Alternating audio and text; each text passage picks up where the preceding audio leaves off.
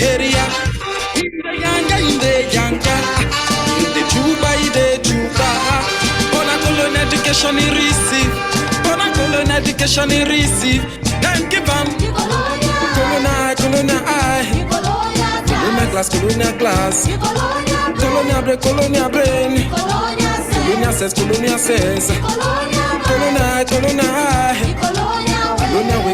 way. Colonial class. Colonial brain. Colonial way. Whoa! You can enter the streets now, my brother. You can enter the streets now, my sister. You can enter the streets now, my brother. You can enter the streets now, my sister. 2 years, 4 years, 6 years, 8 years, 2 years, 4 years, 6 years, 8 years. You workers scatter every area. If workers scatter every corner. It's scatter like cockroach they do. It's scatter like crowd they do. The waka go government office. Send the look for job when no day. Waka go government office. Send the look for job when no day. Wanna pursue my friend. I say wanna pursue my friend. They will call police for you back.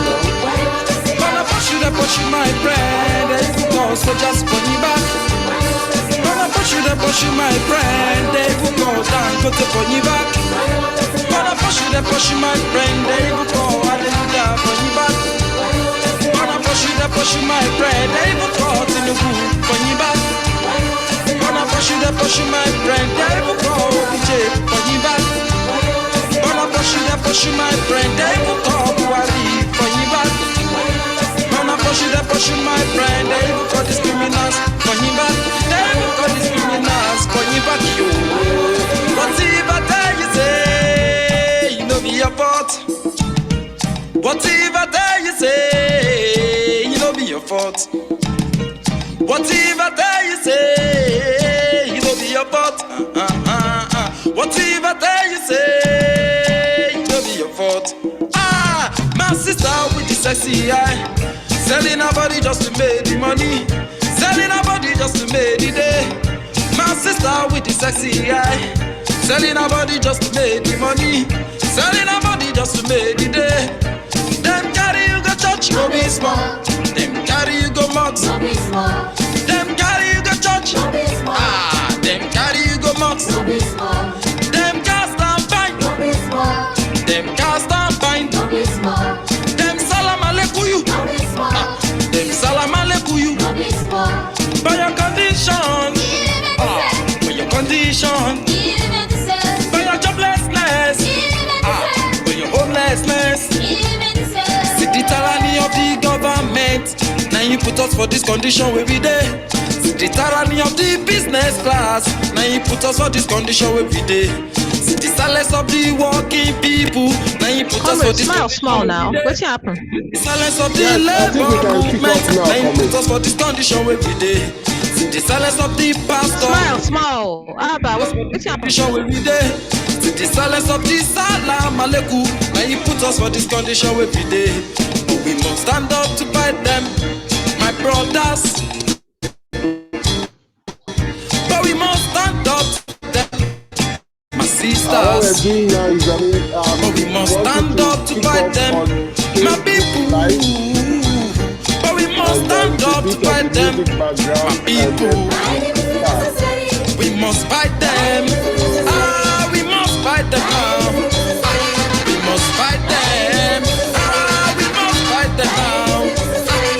We must fight them now. We must fight them. We must fight them now. We must fight them. We must fight them now.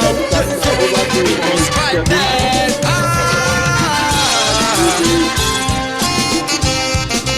No. Yes, thank you very much, Komi Babaye. Can you hear me, comrade? Clear. All right, thank you very much. I want to welcome you to the second section of the SW Public Symposium.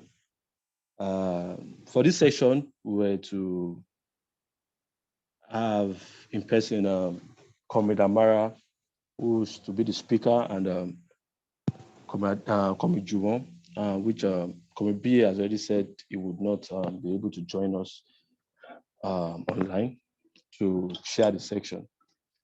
So very, very quickly, I think in place of Comrade Amara, Comrade Babaye will be taking the floor to speak on the topic we have for the second session, which is on the 2023 elections, building the revolutionary alternative. And much I know Babaye, I think he would actually do justice to the topic we have on ground. Flowing from the last session that I've elevated into this session, I think Babaye will speak to it, and then afterwards we'll open the session for comments and for questions. Babaye, I think this time around, please, we'll need to look at time, and then we'll be time conscious. Babaye, you have the floor. Thank you. Very much, comrade. And let me say, as you have pointed out, that I mean, it's a last-minute arrangement beyond the circumstances, beyond control. So the issues at stake are quite important and topical. And a number of what had come out from the earlier session would also definitely be better taken on, and I'll be timing myself in the light of what you. Although luckily the chair has not defined the time, but that's on a lighter note. The 2023 elections and building the revolutionary alternative, or a revolutionary alternative. I would want to look at things, I mean, drawing from the earlier session and the approach Idriko took, looking at starting from in an historical sense of, what has been revolutionary alternatives in Nigeria? How is this related to electoral politics? How is this related to the revolutionary struggle in general? Because this goes well beyond just electoral struggles. And of course, where's the place of what are the social forces at play here? And where's the role of the working class in this and the revolutionary left? I'll try to put this all together in a sense. First and foremost, capitalism in Nigeria emerged from colonization and the transatlantic slave trade, which played a key role in the global accumulation of capital itself, and then subsequently the so-called legitimate trade, when after the British imperialists realized that the slave trade was becoming more of a fetter than an enabler to their capitalist development, banned it and focused more on trade in palm oil and extraction of some basic natural resources. So the trade union movement, the working class movement, has its roots in the late 1800s in Nigeria, and the earliest signs of of trade unionism. I've always argued that, I mean, trade unionism is not necessarily just simply what trade unions do.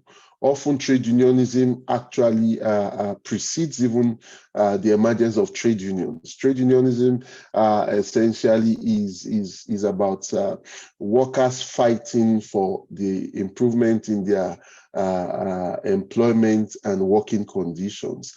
And you had this in 1897. There was a strike by PWD workers in Lagos who demanded increments in their wages from Governor McCallum, and they won, even though there were no unions. Officially, the first union is said to be the Southern Nigerian Civil Service Union, established in 1912, which later became the Nigerian Civil Service Union after the amalgamation of 1940.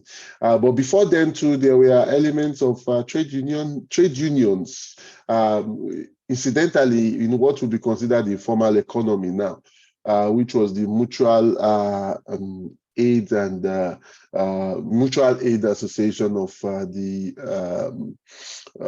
mechanics.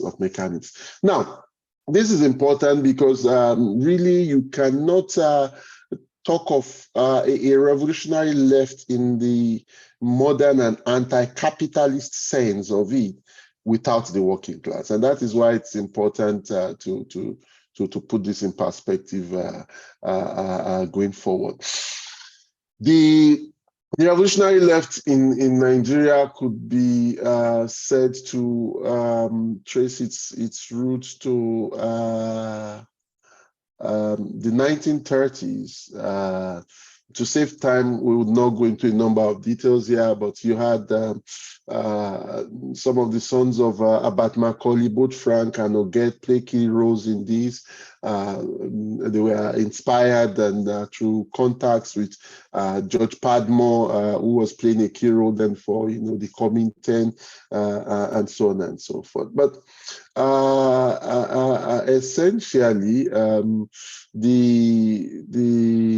the excuse me, the lefts in Nigeria blossomed in the 1940s, and this was partly also related to the blossoming of the trade union move.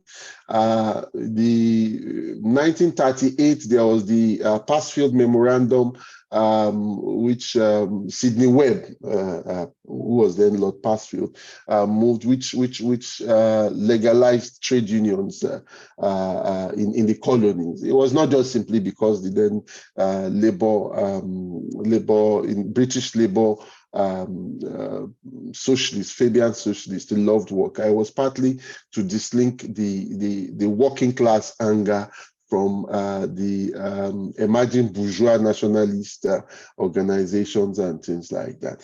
But the general strike in 1944. So the earliest unions were registered, with the first being the Railway Workers Union in 1939, and that was Michael Imodo, and a key reason why I was called a labor leader number one.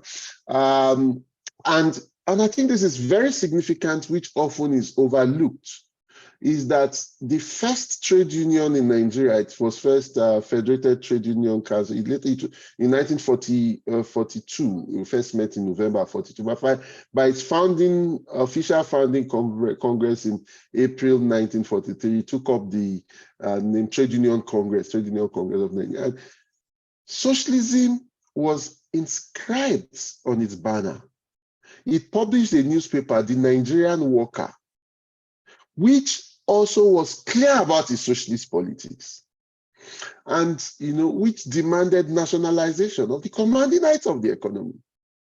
This was in 1943, and the paper was so influential amongst rank and file workers that the colonial authorities censored it repeatedly.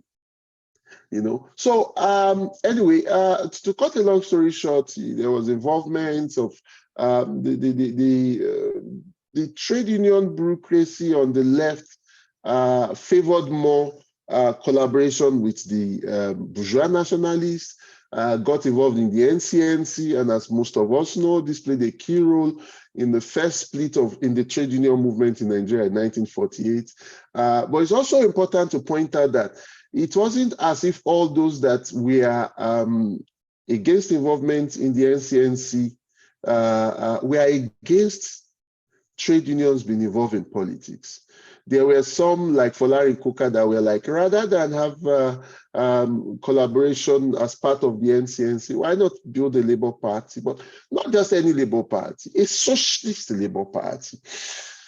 Long story short, by the 1940s, during the 1940s, the nationalists, the bourgeois nationalists used the powers of the trade union, of the working class, as a leverage in taking on the colonialists. But by the 1950s, when it became clear that, look, the colonialists were going to give power to this local bourgeois that just yesterday we are fighting against the colonialists, they didn't care much about the trade unions or the left in the trade unions. Even before then, I mean, a number of us would recall how Nnamdi Azikiwe, the so-called Zik of Africa at that time, he disavowed the Zikist National Vanguard, the Zikist movement.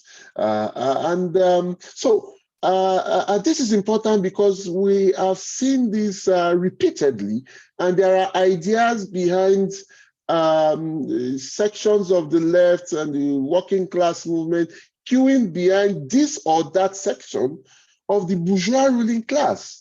And it always leads to bombardment. It always leads to petition, and we see this repeatedly, as I'll say further on before fast tracking to 2023, where we are now. So you had a number of attempts at building radical parties in the 50s, but I mean, they could at best bring together dozens of people, even though they were well-intentioned. And this is another thing we have seen repeatedly. It is not enough for a few revolutionaries to label themselves as a party.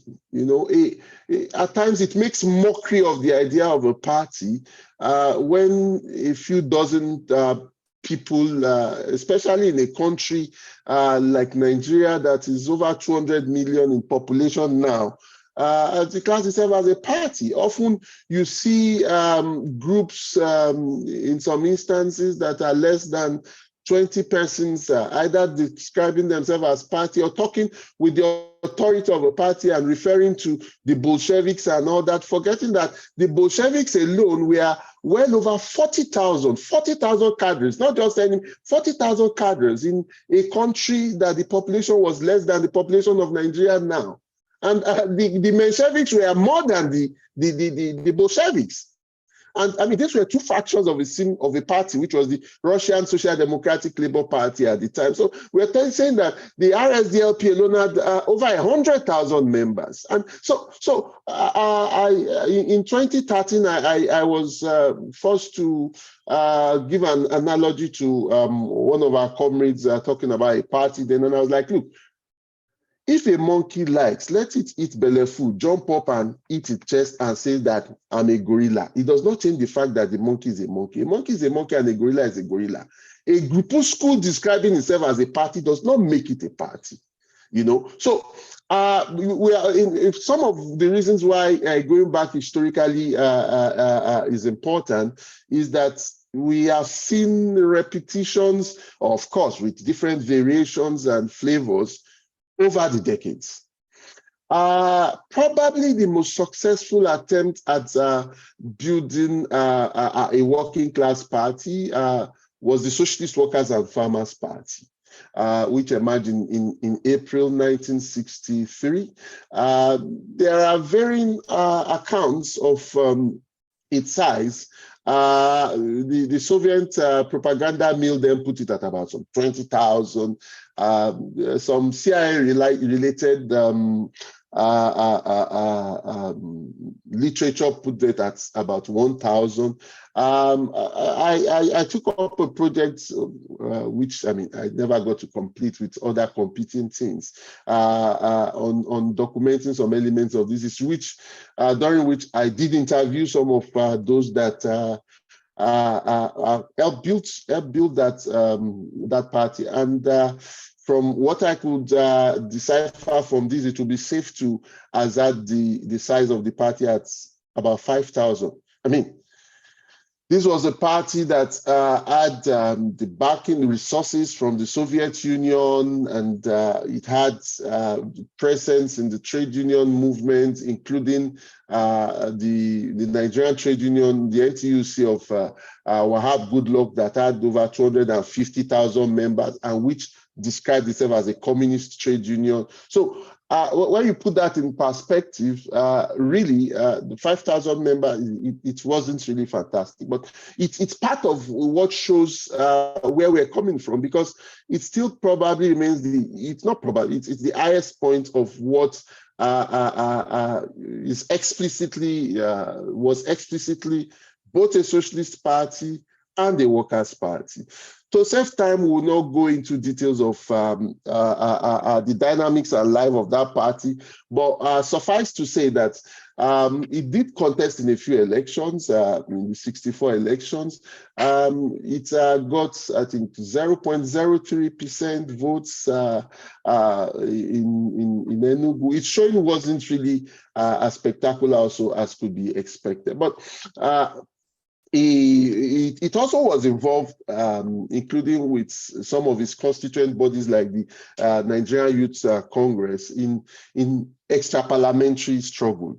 But like most other forces on the left, when the civil war occurred, rather than standing up for, not even before the civil war, they actually supported the coup that kicked out the Ironsi coup, and subsequently during the war, I mean, it took a relatively chauvinistic stance.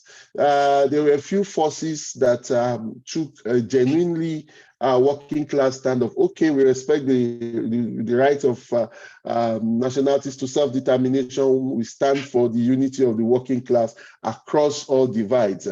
Probably in the left, the most significant of these efforts, which was in the minority, were represented by people like Peter Ayodele Curtis, and to some extent also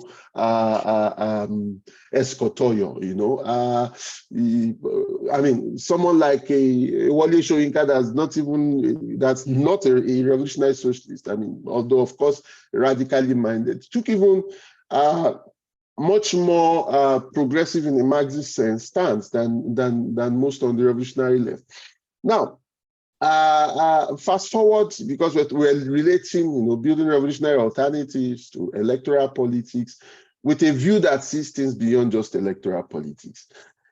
Fast forward to the Second Republic. The Second Republic, 78 elections, 78, 79, and by the time it became clear that, okay, we're going to have a new republic, the movement for a progressive MP, the movement for progressive progress, and the movement for progressive Nigeria, the group then, which one of the greatest minds and limbs in the Nigerian left movement, Baba Omojola,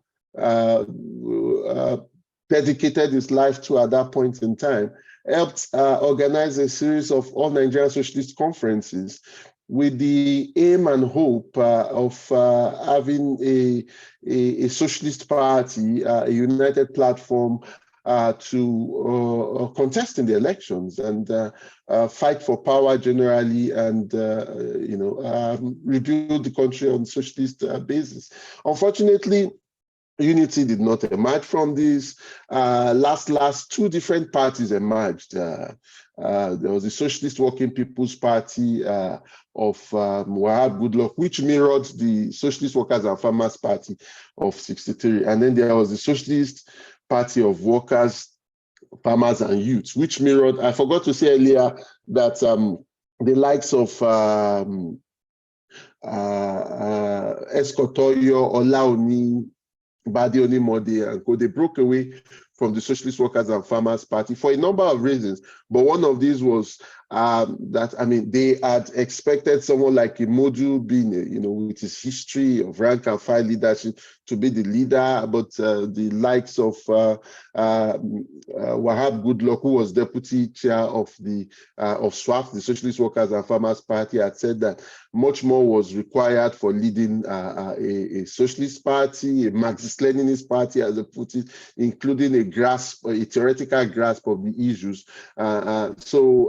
This breakaway in 64 had established the Nigerian Labour Party with Michael Imodu naturally as its leader. So in 78, the Socialist Party of Workers, Farmers, and Youths being, you could say, a second version of the Nigerian Labour Party of 1964. Now, the General Obasanjo regime introduced the politics of registration. And you see how things repeat. You see how, again, you have the politics now of registration. You still have registration, but there's now been introduced a politics of deregistration. And the politics of registration essentially was to be able to curtail the involvement of radical parties, who naturally were also less resourced in national politics.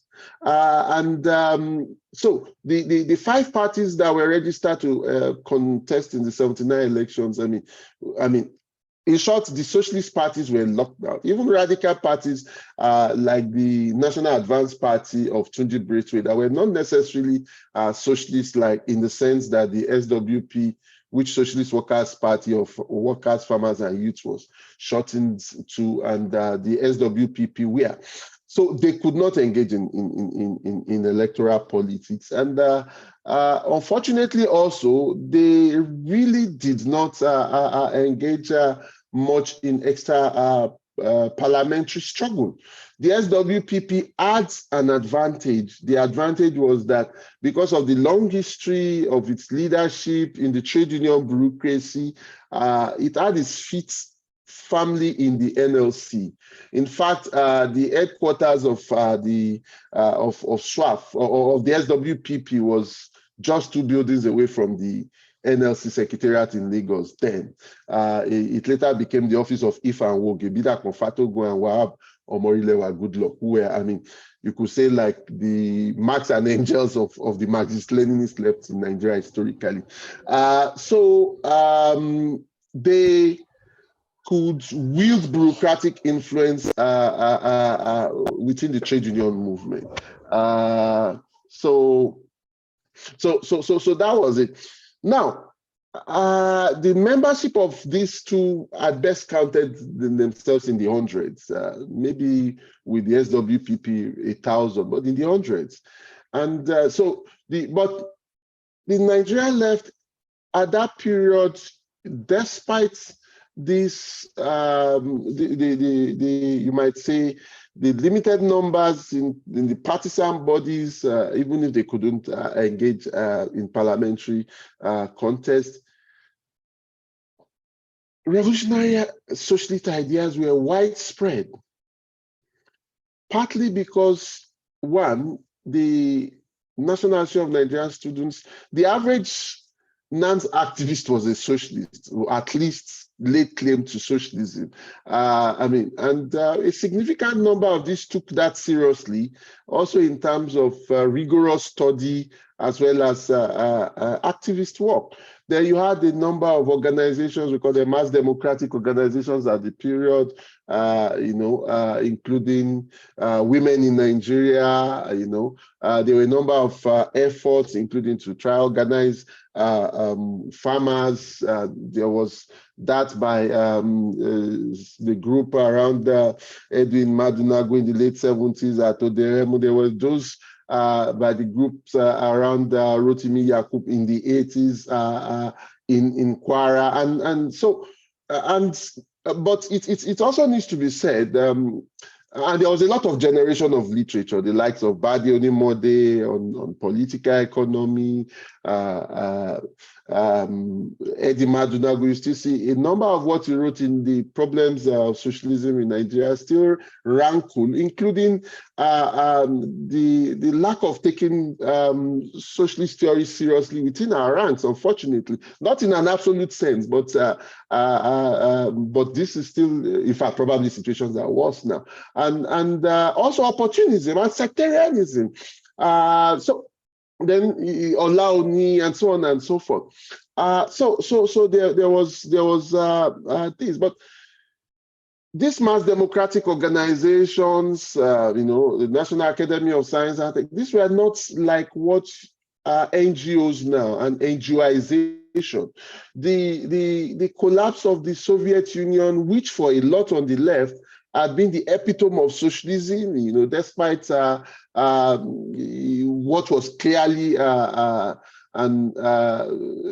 departure from the spirit of socialism in terms of the authoritarian nature of Stalinist leadership. I mean, like Emma Goldman, probably I'm paraphrasing her here, but I mean, I don't want a revolution where I cannot dance, huh? You know, and neither would any right-thinking, well, any left-thinking worker, you know. So, but anyway, the fact that, I mean, at least for the earlier decades, the Soviet Union delivered social and economic rights that were merely abstractions in the Western imperialism. So it inspired a generation. So the collapse between 1989 and 1991 had devastating impact on ideas, politics, and organization of the left in Nigeria and globally, really. And it was also at this period you had people forget that the first rights NGO, Civil Liberties Organization, which was formed October 1987, and then CDHR 1989. But now there are tens and thousands of them, and a lot are waiting follow come, you know. So you had this emerging, you had several currents emerging. So now you had an NGOization of politics on one hand with proposal-driven activism. You had the collapse of revolutionary, not in an absolute sense, but essentially as against what was the generalized reality of revolutionary socialists, or at least social or revolutionary radical views in the students' movement in the 90s and all that. So this was the context within which, and then with the labor movement, very important, very, very important. Don't forget, we pointed out, I mean, socialist ideas actually, you know, started from, or at least were entrenched there, the period of SWAP, SWPP and all that. But by 88, 89, socialist ideas had also collapsed, but the state also facilitated this. Even the students' movement, a lot of people might not realize this, but the Nigerian state, as we got to know only in 1998, by 1994 set up what was DSI, the Directorate for Student Intervention, with which a conscious infiltration of the students' movements was carried out. 93 was carried out over those years. Similarly, in the labor movement, the Babangida regime supported Shamang of the Nui, Nepal Union, to divide an NLC, resulting in 2 delegate conferences, and then ban both. So there was that banning, and by the time the ban will be lifted, end of 88, the radical left, who was still smattering from what was then the ongoing collapse of the Soviet Union, that was to them the altar of socialism, decided to bury the hatchet with the moderates who were pro-Western, you know, and it was this compromise that defined the person that emerged as president of NLC, Pascal Bafiao, someone that had an history from the socialist left, but had also, you know, made himself, made the right wing of the trade union movement comfortable with him. So you had ideological and political collapse, even where, and that's why even though you had under Adams Oshiomhole the largest number of strikes, you even had for the first time, not the first time, but you had a generalization of mass protests along with strikes. People tend to forget this, that in the first 30, 40 years of Nigeria's independence, in fact, before 1993, there were only 3 general strikes in Nigeria. The 1945 general strike, the 64 general strike, then the 1 or 2 day general strike in 1983 for increase in minimum wage. And also people forget that the NLC got half of what it called for, which was 250, then got 150 as new. So the point is here is that during June 12th, there were the time that Babangida was forced to go out, there was a general strike. The time the interim national government, also collapsed, there was a general strike. These are significant, but these strikes were more or less forced on the trade union bureaucracy, but between 2000 and 2010, there were like 8 general strikes, and protests, the earlier general strikes, apart from the 45 one, where we didn't have mass protests along with them like what you have had in the 2000s. So you have had more motion now, but less movement, largely because of a de-ideologization. I skipped some bit, but which I'll tie into when we now look at 2012 in 93, the June 12, because this is a part that we cannot but have to understand to grasp where we are now and the kind of social forces in terms of seeking to change things. The world also had this flux, this contradictory flux of, on one hand, probably not the ideologization might not be the right way, but a critique of does socialism itself work, but at the same time rising movements, and that's why you see the alter globalization movement, which emerged from the Battle of Seattle in 1999, kind of defined. In fact, if you trace it back to 1994, the Zapatista movement, there were alternatives, new ways of thinking. This informed, what became the World Social Forum, talking of spaces instead of organization. Some talk of, post-politics and things like that. It's about that, the resistance, the spirit for change from working class people and youth seeking to find ways to come out and take over, but within the constraints of historically established redefinition of the terrain. It was doing this from the terrain of, let's say, the 1910s, 1920s, where Marxist ideas, anarchist ideas were more not mainstream in the mainstream sense, but mainstream within the left, within alternative seeking social forces, and particularly within working class people. So in Nigeria during the June 12 period, when that's 93 to 99,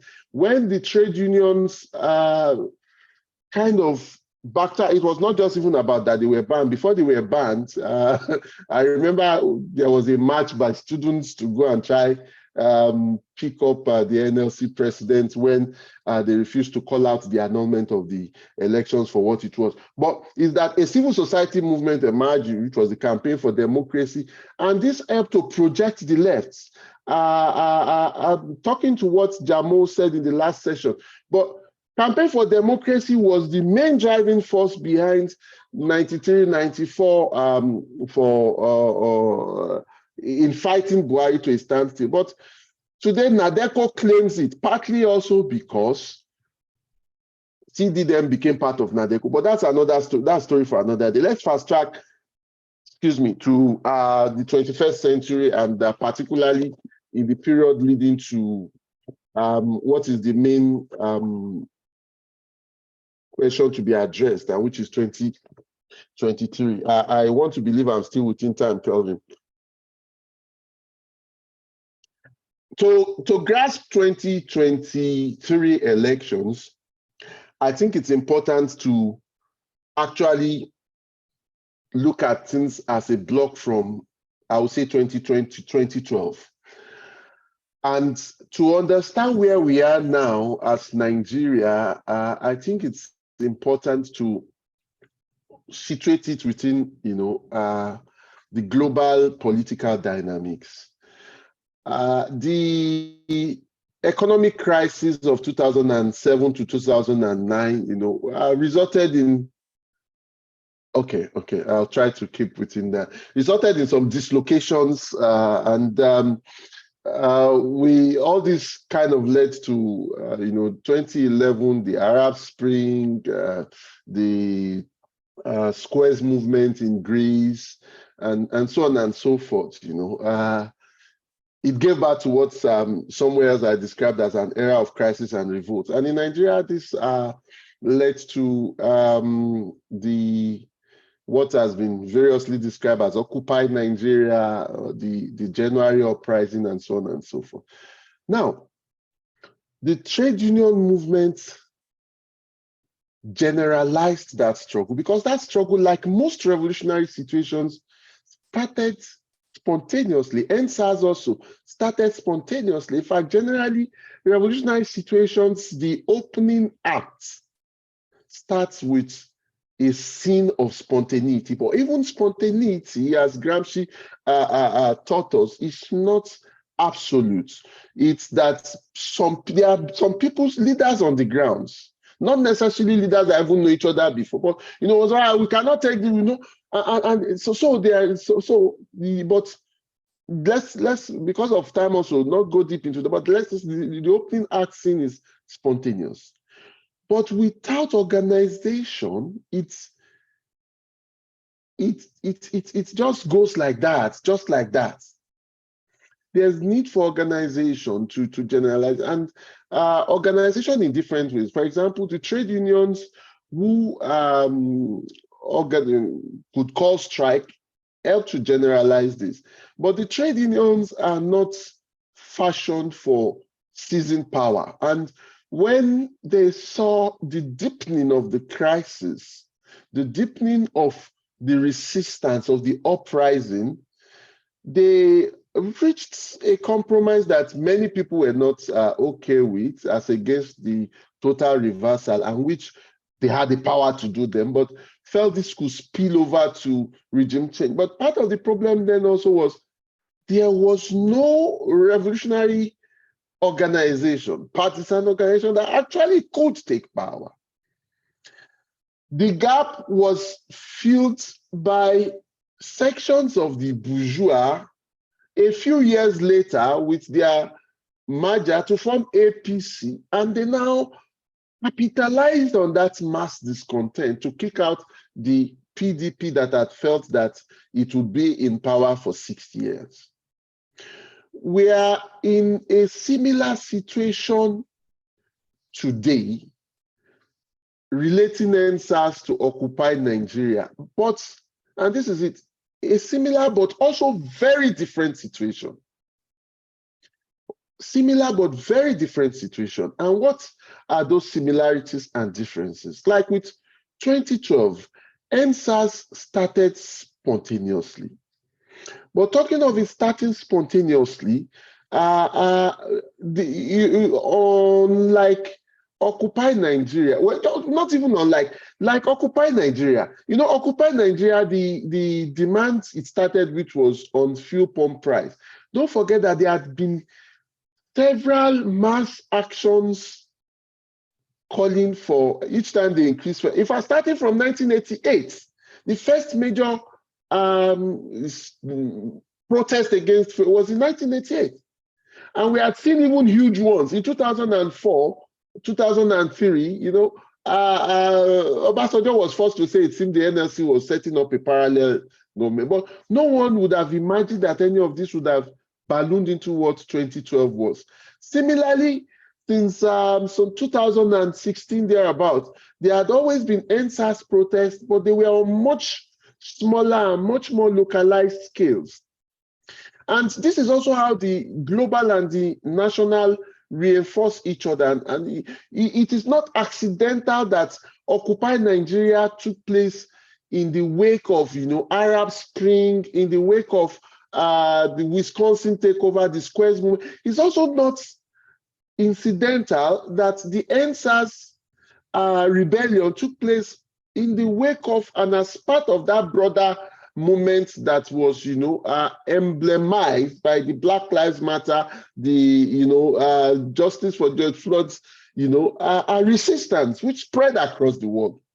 So the struggle is global. In fact, we can't change the world only in one country. But anyway, we'll come back to this element during the discussion. The important thing here is that the NSAS moment, there was, and this is important for talking of building the revolutionary alternative now. I've been told I have a shortened time, and so I'll try to compress a number of things. But I thought the historical bit was useful. Maybe during the question and answer, we'll look more at some of what one might immediately have to skip now. Is that contrary to some of what is seen, there is a revolutionary party, and this is the African Action Congress.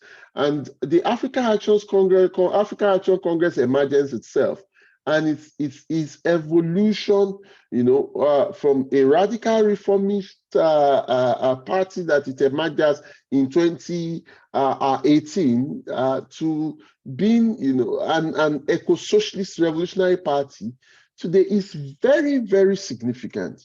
It's very significant, and it has also built forces, built equality. I mean, it is central to the Coalition for Revolution Core, which the SWL and a number of other organizations, including the Informal Workers Organization of Nigeria, are a part of the movement for Africa's emancipation. Now the chair is, well, won't say harass, I guess I've overshot things a bit. But importantly is that it's the Coalition for Revolution, and particularly the Take It Back AAC core of it, was the only revolutionary presence at the heart of the NSAS rebellion. Right now, it is also the only revolutionary tickets on the 2023 ballots. Building this revolutionary alternative entails work, by AAC, core components and all that, but also of the revolutionary left as a whole. And you see, the thing also is this. I feel perturbed by some of what I see, like there's an ongoing, to me, largely abstract campaign for the socialist transformation of Nigeria, which is described as the ticket that is not on the ballot, or the alternative that is not on the ballot, or something like that. Well, I mean, when you look at even the conference where this campaign was declared, which is online also, there were far less than 20 people, including the press people and the people calling for it there. I mean, I think that I could talk more into nuts and bolts issues, and I look forward to your questions and comments as we go on. But it's that in the Second Republic, although it was eventually published after that republic was overthrown, Escotoyo wrote an article, published an article in the Review of African Political Economy, where he said, look, any genuine Marxist that is serious about changing it, and not just in her or his head for whatever reason, cannot but be within the PRP. We can say without any equivocation that a similar thing can be said regarding the AAC at this moment. Going forward, there's a lot to say within what I've said, and which I hope I'll have more time to say, but there's something that has to be addressed even at this juncture, and that is the issue of the Labour Party. A number of people have pointed out that, okay, Peter Obi might be a neoliberal, but because of the mass of workers going into the Labour Party, the left should be there to get. I think it's a lot of hogwash, and I don't talk from just an abstract view like most of those saying that. I was a leader of that party from its inception for a decade and a half, including serving as its deputy national secretary. There is no way that any revolutionary left view can be. Right now, the right wing, what happens when people like Peter Obi come in, is they strengthen the right wing within the party. They strengthen the right wing, they strengthen the status quo within the party. At best, people, the so-called left, would now be in a position of having to defend the indefensible, as we have already started seeing. And the issue of the Labour Party throws up a number of things. Is a workers' party necessarily revolutionary? What should be the relations of revolutionaries to workers' party, including when there is a revolutionary party? The issue, because ideology, what is the ideological orientation of it? I mean, it's supposedly social democracy, but even at that supposedly, social democracy in the 21st century is essentially social liberalism. The parties that have most trenchantly carried out neoliberal reforms have been social democratic parties, and that is one of the reasons what Thatcher said about Tony Blair, that our greatest success was creating Tony Blair and Blue Labour, can be generalized for social democratic parties across the world. And in the case of the Labour Party in Nigeria with a Peter Obi, it's even worse than what social liberalism, social democratic parties as social liberalists have become. So I know I have, because I also tried to time myself, I might have overshot things a bit, although I'm still within the time of the last speaker too. If we may, for now, we can, okay, I still have 3 minutes. Dash, okay, thanks, I'll use that. So, one, going forward with regards to 2023 and building the revolutionary alternative, there's the need to link the electoral politics that the party is doing with the broader struggle, extra-parliamentary struggles. And that needs, when you look at the history of the TIB and the AAC, I mean, it's the one party that has been with working class people in struggles against epileptic electricity bills, on struggles for wages. I mean, this was the only party that was in Kaduna with the NLC when it marched against El-Rufai. That's consistently been with workers at the barricades. But there's a need to do this in a more systemic manner that helps to set up at localities, in workplaces, grassroots popular structures of power. Because we are never going to win power from the bourgeois simply through elections. We are not going to change the system simply through legislation. We need to build power from below, establish revolutionary democracy from below, changing, improving the lives, not us, but us as part of the people. And you see that even in like Badagry, where during NSAS, ANC activists played a key role in bringing over 5,000 people marched in Badagry during NSA. Why? Because the NSA struggle was also used as an opportunity to draw attention to, the need to have their roads fixed. And now it was the same forces behind police brutality that had led to the state of such. So we need to embolden the masses in realizing that only we can change things for the better. And in rounding up, a number of people asked the question of, why do we talk of socialism? Does a revolutionary party have to be socialist? And does socialism still work? And I refer them to the fact that the closest to a referendum that Nigeria has ever had was the national dialogue organized by the Professor Kuki Politburo.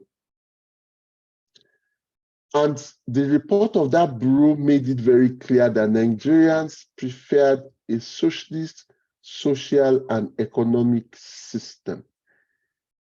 It was very clear. And that was why the Babangida regime tried to repress that report. When Delegiwa's Newswatch magazine published it, it was banned. As it was in 87, so is now.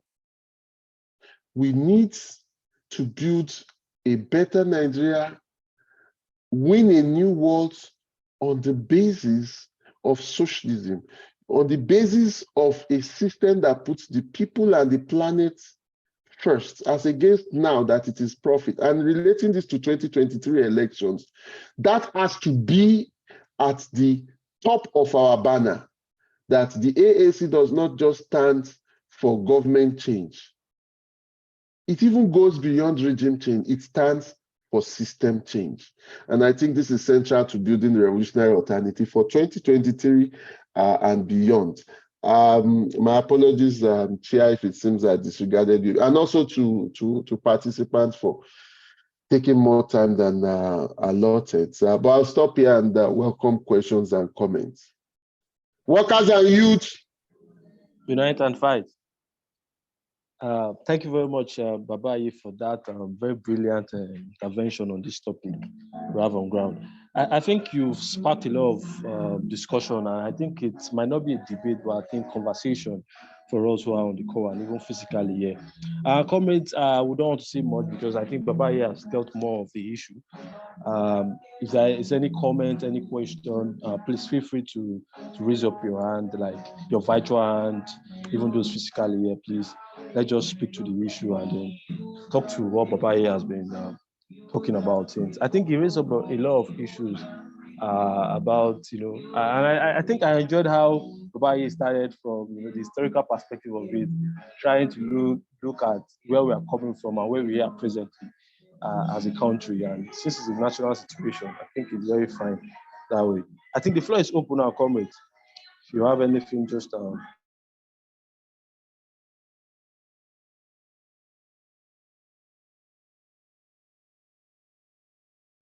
what Babayi has said. The floor is open.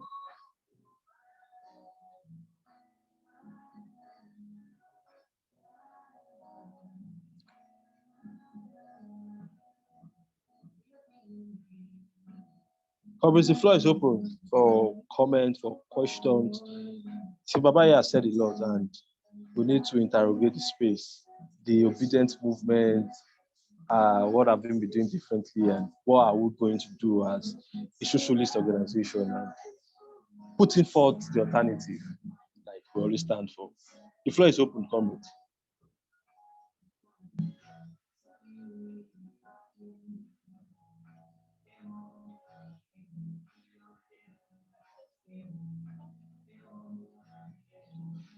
We'll leave it that Babayi has exhausted it and he has speak to the situation like. Okay, thank you, comrade Shola. You have the floor. Comrade Eso, you have the floor. Yeah, you are correct. In fact, it's so long a history of political electionary in Nigeria. I slept off and woke up and still meet Babayi on the same topic. So it is a very it's a very lengthy one, and then so very torturous. The common people have gone through a lot under this system. It is very clear towards the ending that Babayi mentioned about how they subvert the will of the masses concerning having a just system. This is what we are witnessing all around. Even the closest election that is even a delusion in 1993, so-called Abiola election, which the masses actively participated. It is just 14 million people, that we are talking of. Well, the dimension of the national situation is not so much different from the international situation, except the fact that the what they normally call the hands of Jacob, in our national affairs, it cannot really except there's no alternative except for the masses to be conscious enough to build a very strong movement. When I listening to historical analysis of Nigerian politics, I always take my mind to South Africa.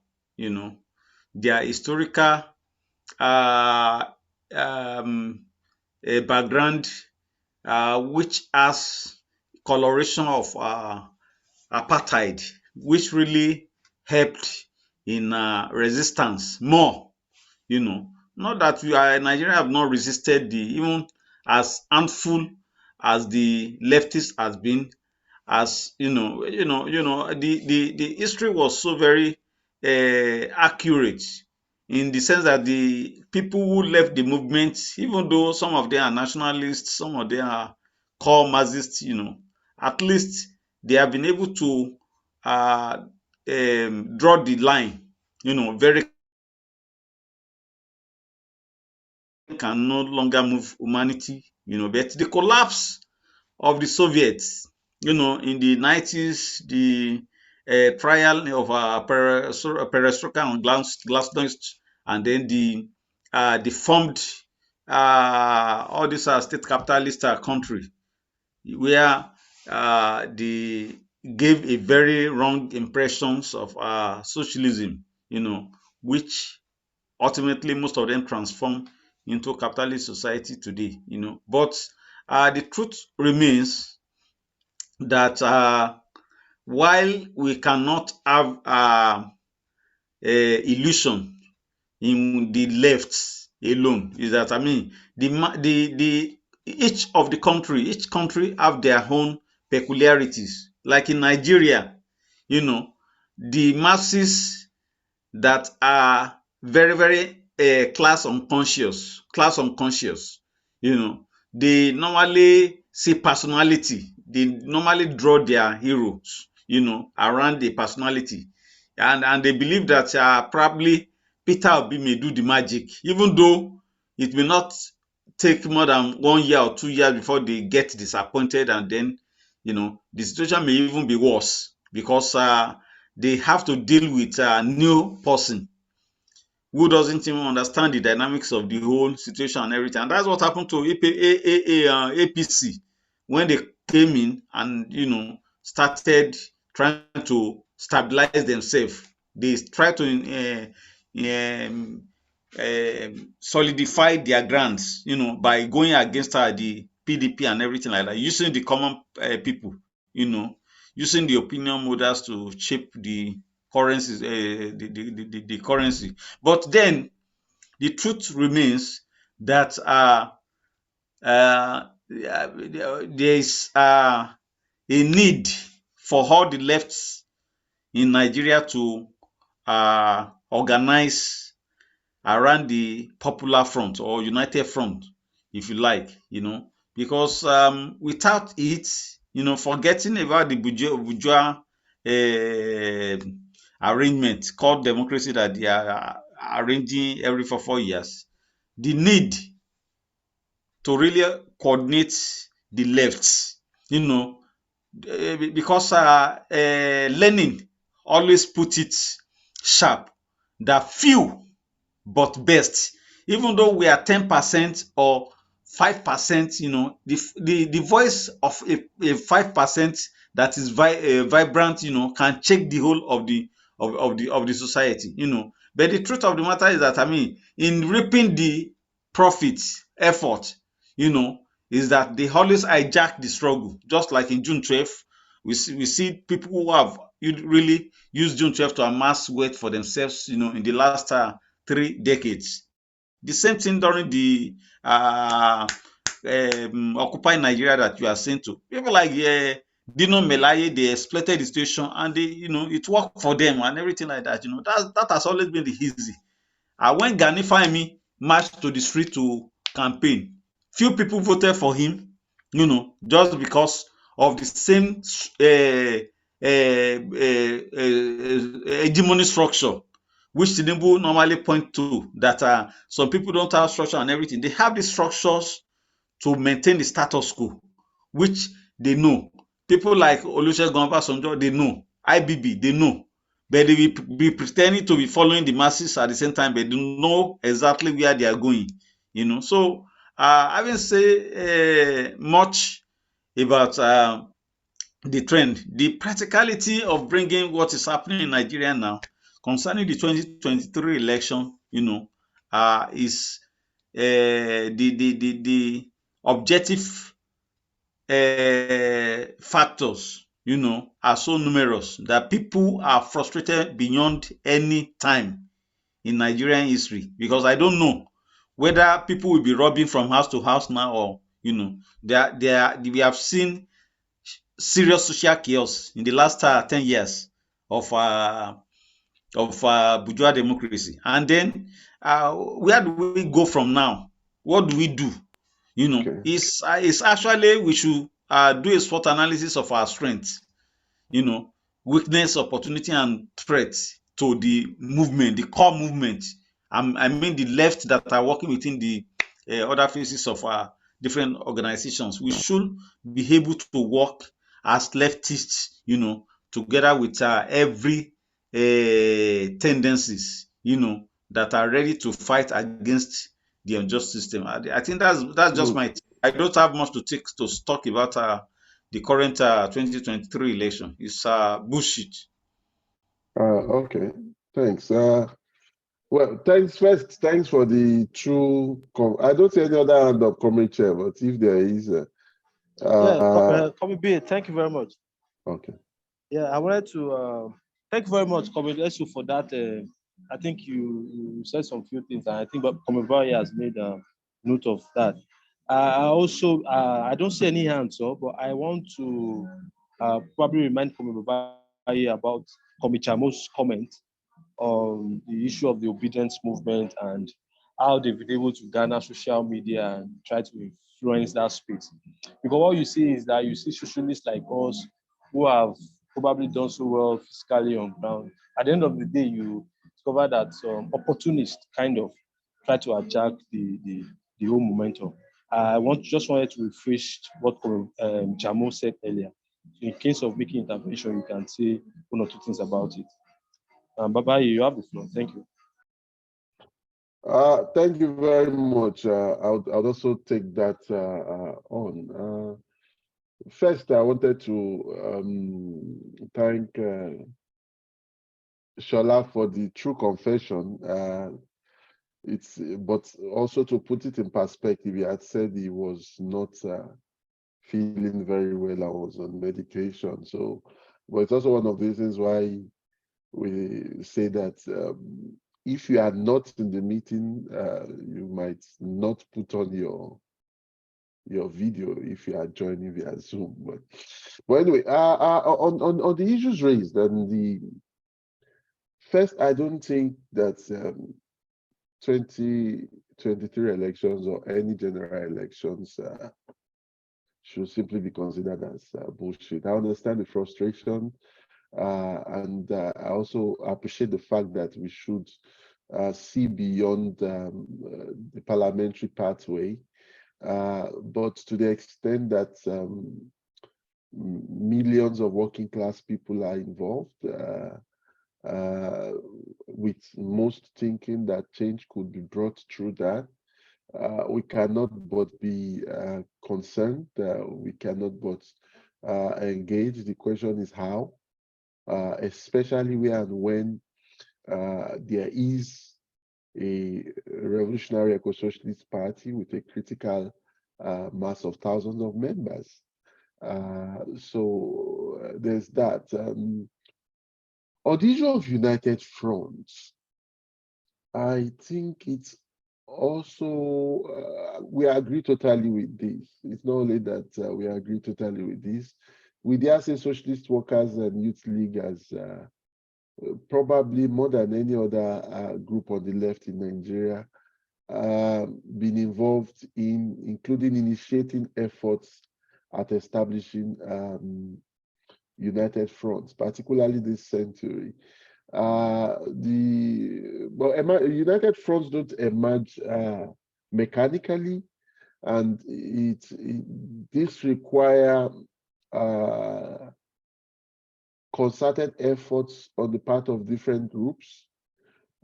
Where there's a problem, like the case in Weimar, Germany, that we referred to earlier, is like where the communists then refused to enter united fronts with the Social Democrats.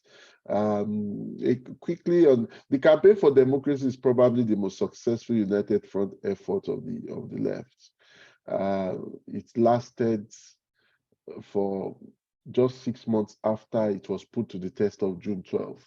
As although it was established in 1991, it was on the fringes. At best, Nigerians read its press statements on the newspaper. But the fact that it was there made it possible for it to provide leadership for the mass upsurge of resistance that followed the annulment of the June 12 elections in June 1993. By February 4, 1994, it split. There have been several efforts since then, including the Nigeria Socialist Alliance of February in 2003, the All Nigeria Socialist Alliance of 2008, which the SWL played a key role in bringing about, the Joint Action Front, JAF, UAD from 1997, which were also quite active in bringing about United Action for Democracy, and more recently, Coalition for Revolution. And now you even have so many united, and we put forward when there was also a new one, that's also not supposed to be a party, the People's Alternative Political Movement, pointed out that we needed at best a coalition, a united front of this coalition, because now you have UAD, even though that is almost, it's in paralysis, to be honest.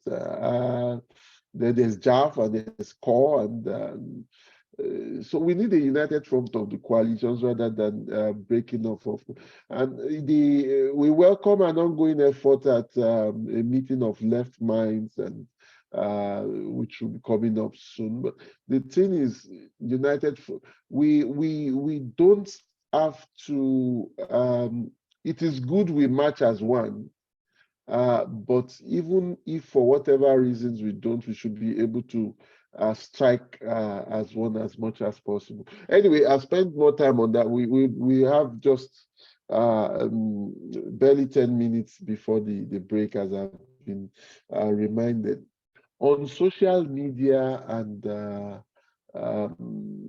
mobilization for revolutionary alternative, social media, in fact, no form of media, every generation has had to use its form of media. The printing press was for the French Revolution in the 18th century, what Facebook and Twitter is for revolutions in this period. I think it was Thomas Carlyle that said that, I mean, it was stronger than 100 armies put together, or something like that. And the correspondence societies and all that played roles like WhatsApp group and so on and so forth. But media has never won revolution. It's people. Using it, yes, often the better resourced reformists, liberals have been able to use it more. I'm talking more practically, yes. Even when you look at Occupy Nigeria, the Twitter didn't become that popular, but it was still on. So I agree totally with the need for us to enhance the use of media, but social media, but it wouldn't be correct as Jamu gave that the revolution is now about digital. No, the revolution will be determined on the streets. The cyberspace will play a role, as will other forms of media, including leaflets, including posters, in shaping how that takes place, for mobilization and for organizing. It will still be people. It is still people that change history. One thing I want to use the opportunity to then speak to now regarding the 2023 elections is that people are fed up with what is, just like in 2015. And part of the appeal of Peter Obi is that he's an outsider from the system. We see this in so many right-wing populists, politics, and other, for example, Donald Trump. Some might say Peter Obi is not outrightly right-wing. You might say it's not far right, but it's clearly right-wing. He has made it clear that further privatization, he would lift increase price of fuel and so on and so forth. But it also needs to be pointed out is that one of the things those that oppress and exploit us need and thrive in is amnesia, and that's part of why that's why one of the reasons, a key part of our resistance is remembering. Peter Obi is not an outsider. He has been part and parcel of this system, not only as a governor, but also as a minister. He has been part of not only APGA, but the People's Democratic Party, PDP, when the party was ruling at the center. He has presented some technocratic claims of why he can do it, he will deliver. But behind each correct one, each true one, there are 10 false ones. And behind the 11, that's the 10 false technocratic realities, and there is a huge political and economic position, which is that of being anti the people. And I've said somewhere else that the worst thing that can happen to Peter Obi is for him to win the elections, honestly, because it would demystify it. Is he likely to win? Time will tell. I don't think it's likely, and that is even unfortunate, because you can imagine if Buhari had not won in 2015, how some of the Buharistas will be saying now that, you see, if Buhari had won in 2015, things would have been, a lot of bollocks. But the thing is, we should not see such chances that right-wing reformist right-wing populists like Peter Obi holds. We should not see, it should not be cause for concern. Rather, it should be challenged and shown for what it is, without making it the end-all and be-all of our campaign as the Revolutionary Socialist Party, which the AAC is. We should put forward our program, not only put forward our program, help to bring about the laying of grassroots popular structures of power, for 2023 elections and beyond, towards revolutionary overthrow of this decadent system and the self-emancipation of working class people and youth in Nigeria by we, the people, ourselves. Thank you. Workers and youth, unite and fight. Unite and fight. Thank you very much, Babayi, for that response to the questions and comments so far. Comment, thank you very much. I think it has been a robust discussion so far for this section. Without much ado, we'll be going to the next session, which will be the third section. But before that, I think we might be having some sort of a break more like a lunch break to reconvene in an hour from now. This is 1:55 p.m. I think we'll be reconvening by 2 p.m. For the next section. So if you are online, please comment. Those joining us on Facebook, as you're live on Facebook, please stay tuned in. Those on Zoom, please don't log out. Just stay connected. We'll be reconvening by next 1 hour or so. We'll be reconvening back. Yeah, thank you very much, comrades. Workers and youth. Unite and fight. Unite and fight. Yeah, thank you very much, comrades. We'll meet in an hour's time. Thank you.